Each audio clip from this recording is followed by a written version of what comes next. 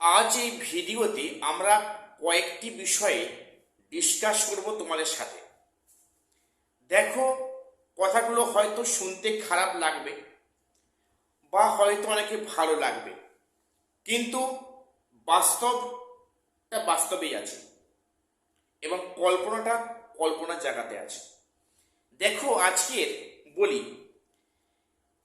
একাদশ দ্বাদশের এবং 9-10 যে নিয়োগ রিক্রুটমেন্ট যে প্রসেসটা এখনো হচ্ছে, কন্টিনিউ হচ্ছে, এখানে বিভিন্নভাবে আমাদের মনে অনেক প্রশ্ন উকি দেয়, প্রশ্ন মাথায় হিট করে, যার উত্তর আমরা পাই না অনেক সময়।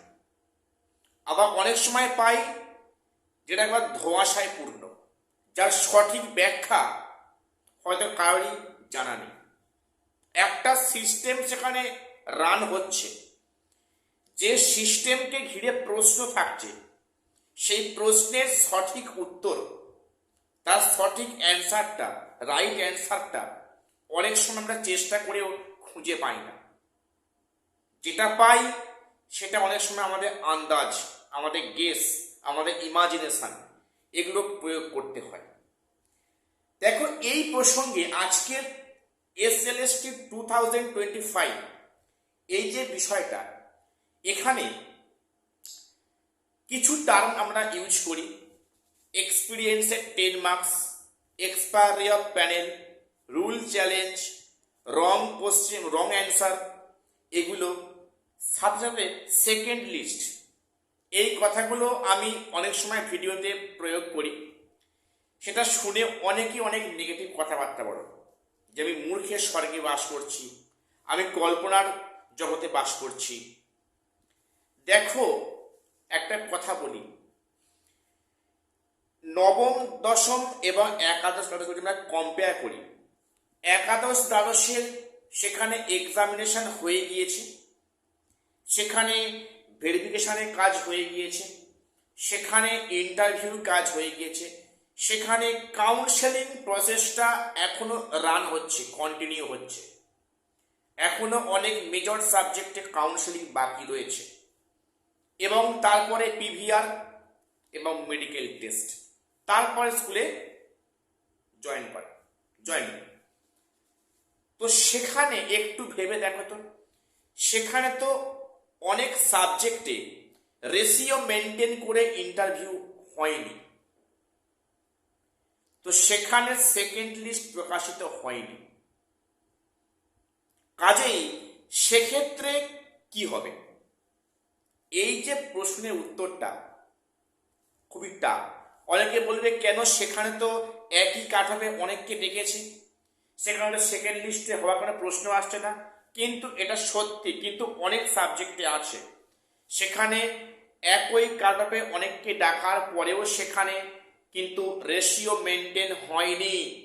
তাহলে সেখানে কেন সেকেন্ড লিস্ট ডাকা হয়নি, সেকেন্ড লিস্ট কেন প্রকাশিত হয়নি? এর উত্তর কিন্তু অন্তত আমার এখনো ওটা ধোঁয়াশার মধ্যে আছে, এবং তার সঠিক বিচারের জায়গাটা কোনটা?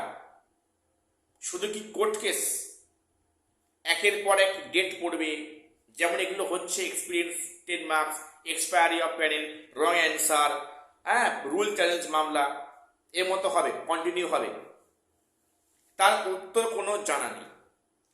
এবং নবম দশমে যেখানে ভেরিফিকেশনের কাজ শুরু হয়েছে, এখানে একটা বিষয়, সেকেন্ড ভেরিফিকেশন লিস্ট কমিশনকে আনতে হবে। এই আওয়াজটা অন্তত আমার এই চ্যানেল থেকে বা বিভিন্ন ইউটিউব চ্যানেল থেকে সেখানে অনেক আওয়াজ উঠেছে যে সেকেন্ড লিস্ট পাবলিশ হবে। যখনই আওয়াজগুলো আমরা দিই আমাদের চ্যানেলের মারফত, আমি এবং আমার সমস্ত শ্রদ্ধেয় এবং আমার সিনিয়র দাদারা আছেন যারা ইউটিউব ভিডিও করেন, তো তারা যখন আওয়াজগুলো ওঠে বা আমি যখন আওয়াজটা উত্থাপন করি, সেখানে অনেকেই কমেন্টস করে যে এসব কিচ্ছু হবে না, এসব আপনাদের কল্পনা। দেখো, যা পরিস্থিতি সেকেন্ড লিস্ট 9-10-এ অবশ্যম্ভাবী এবং আসতে হবে, এটা কিন্তু আমরা জোর গলায় বলতে পারি। কিন্তু তাহলে নবম সরি 11-12 সালে এলো না, সেখানে আমরা কি করতে পারলাম? এখানে যে 9-10-এ আসবে তার সিওরিটি কোথায় আছে? দেখো, উচিত তো অনেক কিছুই দুনিয়াতে হওয়া উচিত, সেটা হচ্ছে কোথায় একটু ভেবে দেখো তো। দীর্ঘ 8-9 বছর পরে একটা এসএসসি এক্সাম হচ্ছে, সেখানে তাও প্রশ্ন ভুল, সেখানে নানা অভিযোগ। তো সেখানে সাধারণ মানুষ যারা ছোটবেলা থেকে শিক্ষকতার চাকরি করবে স্বপ্নটা দেখেছে, তাদের ভুলটা কি ছিল? তাদের এই চাকরি জব হয়নি বলে তাদের ফ্যামিলির কাছে অনেক কথা শুনতে হয়, লাঞ্ছনা গঞ্জনা। দেখো, একটা বেকার যুবক যুবতীর মনে যে কষ্টটা না, এবারটা সেই জানে, সেই বুঝতে পারে। তোমার ফ্যামিলি থেকে চাপ আসবে, তোমার আত্মীয় পরিজন, তোমার এলাকার ফ্রেন্ড সার্কেল থেকে তোমাকে চাপ আসবে যে ভাই তুই কি করলি, এত সময় গেল, একটা জব পেতে পারলি না। দেখো, দুঃখ এই জায়গাটা। সেক্ষেত্রে আমাদের কি করণীয়? হওয়া তো অনেক কিছু উচিত, সেটা কি বাস্তবে হচ্ছে? যেটা বলছিলাম, দেখো, তাহলে এই যে সেকেন্ড লিস্ট যেটা আসবে, আসা উচিত এবং আসতে হবে, সে আওয়াজটা আমাদের প্রত্যেকের এখন থেকে তোলা উচিত। এবারে কি হবে সেটা ভবিষ্যৎ বলবে। এবারে যে বিষয়টা বলি, আগামী এপ্রিল মাসের প্রথমের দিকে যে টানা যে কয়েকদিন এক্সপিরিয়েন্সের 10 মার্কস এক্সপায়ারি অফ প্যানেল নিয়ে যে শুনানিগুলো আসে হাইকোর্টে, তো সেখানে যে পরপর টানা 3 দিন যে কেসগুলো হবে, এখন প্রশ্নটা অনেকটা করছে, অনেক প্রশ্ন করছে কমেন্টসে, যে সেই শুনানি কি প্রথম থেকে হবে না তারপর থেকে হবে, সেটা এখনই বলা যাবে না। তবে যেটা সম্ভাবনা, যেহেতু বিচারপতির বেঞ্চ বদল হয়েছে, উনি কিন্তু প্রথম থেকে শুনবেন, এটাই স্বাভাবিক বিষয়। এবং যদি উনি পরবর্তী থেকে শোনেন, তাহলে ভাববো এটা একটা অস্বাভাবিক বিষয়।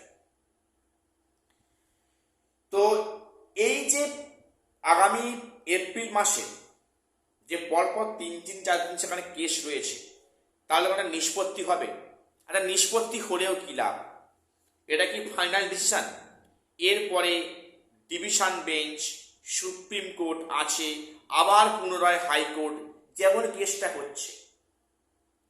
এক কথা বলতে গেলে এই যে নিয়োগ প্রক্রিয়া, সত্যি শেষটা আদৌ কবে হবে, শেষ আদৌ কি পরিস্থিতি হবে, শেষের দিনটা কেমন যাবে, সেটা নিয়ে কিন্তু চাকরি প্রার্থীদের মনে প্রশ্নটা থেকেই যাচ্ছে। এই যে একটা সুযোগ হাতছাড়া হয়ে গেল এসএলএসটি, এরপরে আবার যে কবে হবে, এই ভোট প্রক্রিয়া পড়ে যাওয়ার পরে তখন নিয়োগ নিয়ে আদৌ কোনো সারা শব্দ হবে কিনা, তো এ নিয়ে যথেষ্ট প্রশ্ন।